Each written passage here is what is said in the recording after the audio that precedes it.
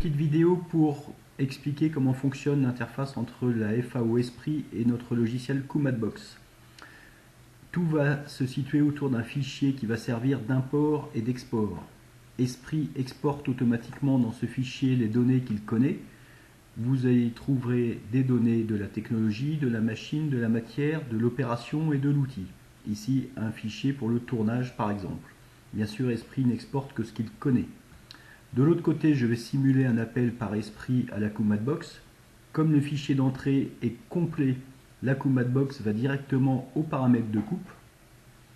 Il ne suffit plus qu'à l'utilisateur de rentrer son point de fonctionnement, par exemple 3 mm 0,3 d'avance, et de mettre une vitesse de coupe qui lui paraît cohérente, sachant que le logiciel vérifie à tout moment que aucune donnée d'entrée n'est incompatible avec le fonctionnement de l'outil. Les calculs de puissance couple et force sont également réalisés. En cliquant sur le logo Esprit, toutes ces informations sont renvoyées dans le fichier import-export qui vient d'être mis à jour et on retrouve ici 3 par 0,3 220 mètres. Esprit n'a plus qu'à exploiter ces données à travers une deuxième petite macro VBA pour les mettre dans les cases correspondantes de la FAO. Simulons maintenant un appel par Esprit à Kumatbox en enlevant deux paramètres inconnus dans Esprit. Imaginons qu'il manque les données matière et les données du type d'outil.